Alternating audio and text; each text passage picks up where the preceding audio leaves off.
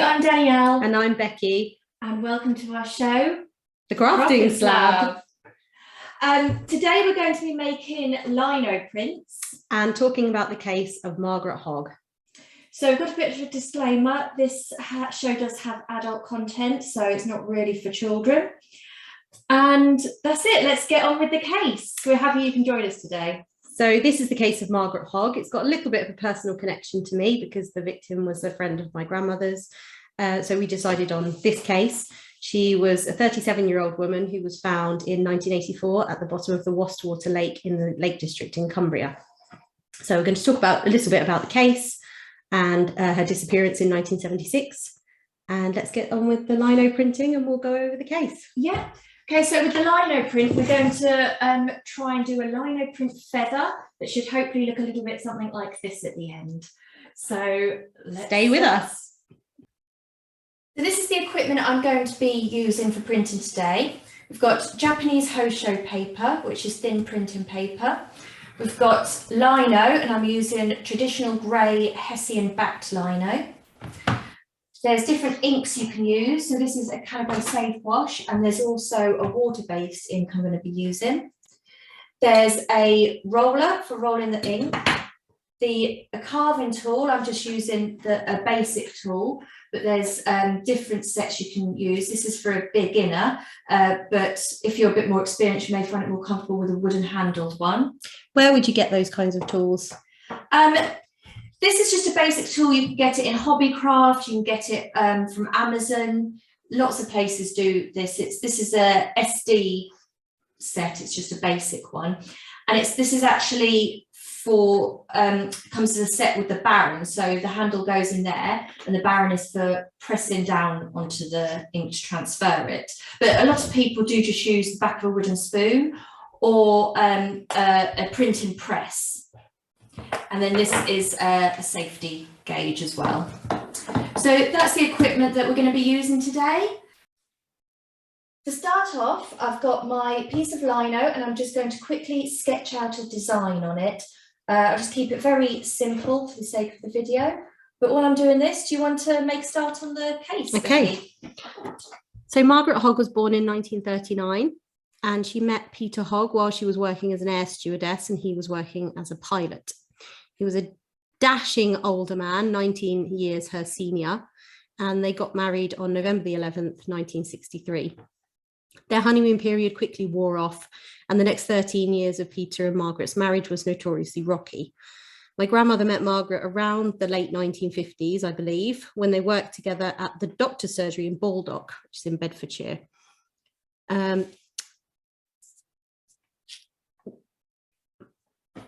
And by this time, the couple had both allegedly had several affairs, which they quite enjoyed flaunting in front of each other, apparently. My mum and my aunt, when they were young, they used to babysit for Peter and Margaret's son. And Peter would ask them to clean the windows while they were there. But he would only allow them to use newspaper and cold water. So they were quite as I didn't even know that's how you could clean windows. No, neither did I, and neither did she, I don't think. But it got him the nickname within his friends and family of Meanie Hogg. So it doesn't sound like either of them were in a particularly good place. Anyway, in 1976, Margaret was spending a week away with her lover of 3 years, Graham Ryan, and she'd returned home to her husband at their home in Guildford in Surrey, where another violent argument erupted and reportedly continued for hours. According to the testimony of Peter Hogg, after some mutually inflicted violence, he accidentally strangled her. Accidentally strangled her. Accidentally. Yes, so it takes about 3 minutes to kill someone by strangulation, which is quite a long time. I recently did an experiment with some people to show them how long a minute actually is. And when you're just sitting doing not much, it does feel like a long time. So to continue for 3 minutes, it seems quite extreme. And after the murder, Peter set about disposing of his wife's body and building himself a nice little alibi. He arranged to visit his son at his boarding school the next day. and he wrapped Margaret's body in a carpet and rolls of plastic and loaded her into the boot of his car. He then started his 300-mile journey after stopping for a brief visit with his son and sipping tea with him while his dead mother was out in the car park in the boot of his father's car. So she was in the boot while he was while with he was their son? Yeah, while he was visiting their son.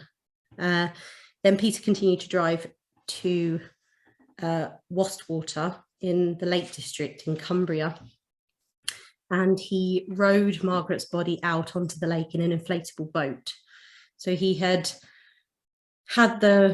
was sound enough of mind to have realized that he would need all of these things in order to dispose of her body. And he rowed out a little way and then dumped her over the side.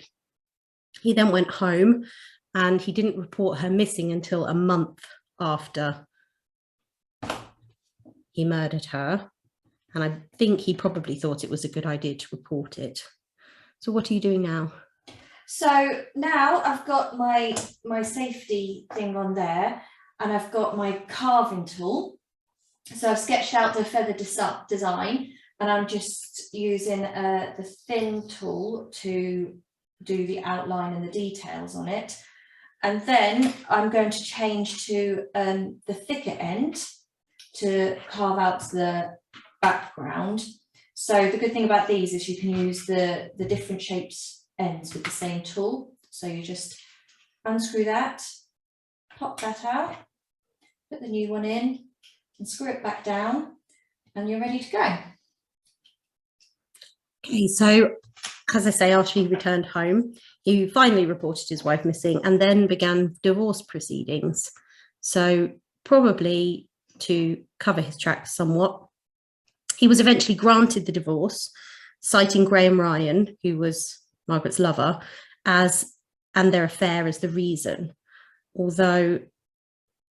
Even though he had reported her missing and said that she had run off with Graham Ryan, he had no idea where she was and was questioned several times by the police. The police were quite happy that he had no idea where she was.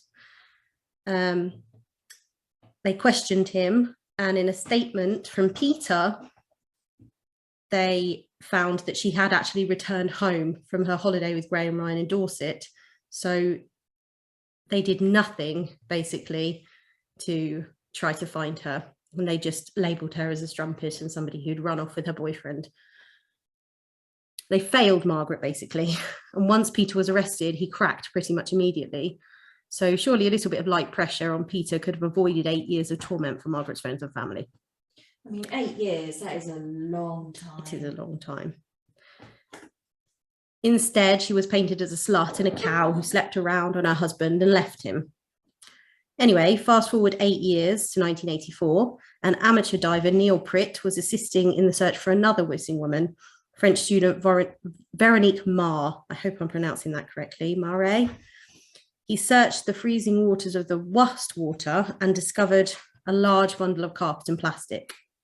Fearing the worst, he summoned police divers who recovered the bundle, pulling it onto the banks of the lake, and discovered not Veronique, but Margaret Hogg, missing for 8 years.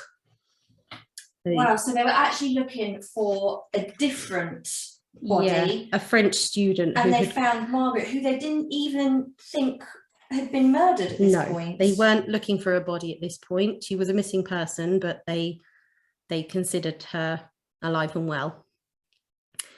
And they found Margaret in such a good state of preservation that reportedly they could still see the mascara on her eyelashes. So it's a bit creepy. She had been preserved not by the cold, which was what I was always told as a child or as a young person when my parents and my grandmother would discuss the case. They always said that she was frozen, and that's why she was so well preserved. But actually, it was because of the lack of oxygen in the lake, which caused her skin and tissues to turn to adipocere or corpse wax. So there's a great video by Caitlin Doherty from the Order of the Good Death on this subject on her channel, Ask a Mortician, and it explains adipocere and how and why it happens. And I highly recommend giving that a watch. So if he had rowed out just another few feet, her body would have dropped down into a much deeper part of the lake, and she would never have been discovered. How in a way, how unlucky is that for him? Yes. That if he'd just gone that little bit further, Yep. she may never been found. But lucky for her and her family. Yes, and he was probably quite tired from reportedly doing all of this on his own. However, he was not a big or strong person, so the accusation was within my family that he may have had help. Anyway, the coroner reported that she was only wearing a nightgown and her wedding ring, and the date of their wedding and their names was engraved on the wedding ring. So after appealing for information from the newspaper, Gillian Sedan reported her friend Margaret Hogg could be the identity of this body. They didn't have any idea who she was at the time. The police soon traced Peter and arrested him, where he freely confessed to the murder of his wife. However, in court, he pleaded not guilty by reason of provocation. He was asked in the trial, "Have you murdered your wife?" And he said this. This is a quote. I might not have it completely right. So he said, "Murder is not the right word. Certainly she died. I think I strangled her. We had an argument. She did her usual act. She was always throwing things at me." So instead of having a conversation with his wife or deciding to divorce her, he strangled her to death. But also he says things like, I think I strangled her. Yeah. So Peter's story suggests that they fought after she returned home and then he killed her, but she was only found in her nightgown. And because she was not a small woman, and because Peter was quite a small and slim man, my family just couldn't believe that he had the ability to overpower Margaret. And for a long time, because there was no YouTube, there was no internet at the time. So for a long time, they actually believed that because he had a light aircraft and a license, that's the way that he'd disposed of her, that he'd flown his light aircraft out to Cumbria and dropped her in the lake that way. And when they found out that he had actually lifted her himself and put her in the boot and then rowed her out, there was a certain amount of disbelief that he had actually managed to do it. And because of that, they weren't entirely convinced that he had the ability to overpower Margaret in the heat of the moment. Their opinion was that he waited until she was asleep to strangle her, and that way he could overpower her more easily. Just showing how he'd planned it out, though, rather than it was just an act of passion or provocation, as he put it. Yes, and when it was actually premeditated. Yes. So according to reports, when confessing, he was so cool and calm. And at the trial, again, he was just not remorseful at all. And I just can't believe that he didn't plan it. Anyway, he was eventually convicted, not of Margaret's murder, but of manslaughter, and got 4 years in prison. Not murder, not perverting the course of justice, or, disposing of a corpse, just manslaughter. Oh, and he got perjury for lying in his divorce proceedings. But again, he was convicted and sentenced to only 4 years. Wow. I mean, that's getting away with the murder. That is getting away with murder, yeah. Well, he did get away with murder because he was convicted of manslaughter. And they believed his story, that he was the victim. So I believe the justice system let her down. And the newspapers also appeared to side with Peter Hogg and labelled Margaret as a fat cow and a slag for cheating on her husband. And I know times were different, but the reality of victim shaming is still prevalent. They're saying that she did these terrible things to her husband, so why wouldn't he murder her? So she was just a cow who threw a plate at her husband, poor bloke. I can't believe, I can see why he did it. I'd have done it as well. That's not my opinion. That seemed to be the opinion of the newspapers at the time. And I believe that he, being an airline pilot, flying for Concorde and, being in the newspaper and that kind of thing, I think he probably had friends in the right places. Yeah. So he was a bit more influential than she was. Yeah. And being a man, he who was in those high places at the time, she was seen as disposable, I think, which is the problem in a lot of cases, that instead of focusing on what the person has had done to them, they focus on character assassinating the victim to try to justify why it may have happened. Remind me of the roughly year, was it the 60s? She disappeared in 1976 70s. and she was discovered in 1984. Okay. So, I mean, not a lot has changed in terms of victim shaming with the newspapers today, No. I'd say, but things were a bit different back then, I suppose. Yes. Although I don't really like subscribing to that thought that times were different, because if times were different and if everybody thought the same, then nothing would ever change. And people don't all feel that way. So anyway, he served 3 years of his 4-year sentence and then moved back down to the south with his new partner, who I believe he stayed with until his death. I wish I had a little bit more information from the friends and family of Margaret and what they thought had happened at the time. But all I have is the recollections of my own family, who, when they discovered that Margaret Hogg had been murdered, immediately suspected her husband, if not suspecting him before.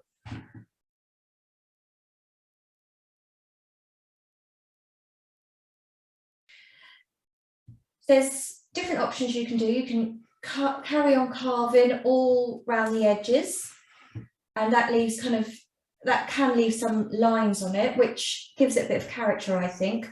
Or you can cut it out like this one that I did. So are you cutting out the detail and leaving the main part, cutting out the lines of the feather? Exactly. Yeah. So I've carved out the bits that I want to appear white on the paper, and then left the bits that I want to appear coloured from the ink. So it's relief printing. Okay. Then you need a tray with your ink on. I've just squirted a little bit of pink ink on here, and you'll need a roller. So you need to roll out the ink, so otherwise it would be too thick on the piece of lino. And you know when it's done, you look with your eyes, it's got kind of a stippled effect on it. And if you listen, then it should make a bit of a funny noise. I'll try and do the noise. It's a sound. I'm pretty sure that's how it goes. I had a better tray.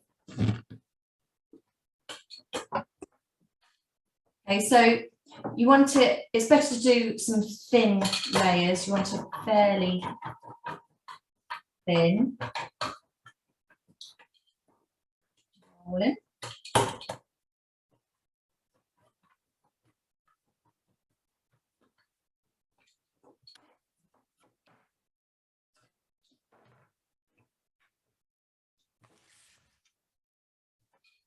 And then you roll from the roller onto the piece of lino.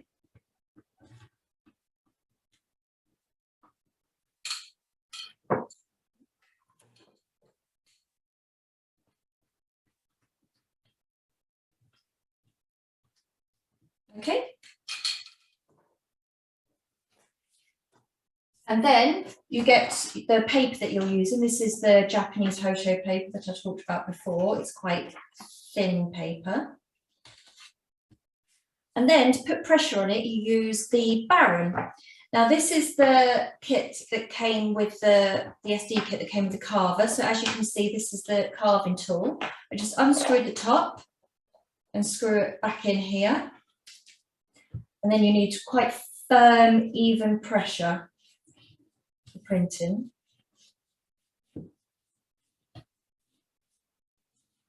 Like I said before, some people just use the back of a wooden spoon. I actually did use a chapati fluffer.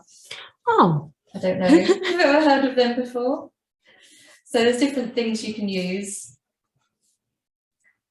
And then it's the moment of truth. There we go. You've got a feather print. Beautiful. There are different types of lino you can use as well. So as I said before, I was using the traditional grey Hessian backed lino, but you can also use this. This is called soft cut, and it's very flexible, and it's better for doing sort of long swirling patterns on, whereas this one you can do short bits and then it snaps off. This one not so much.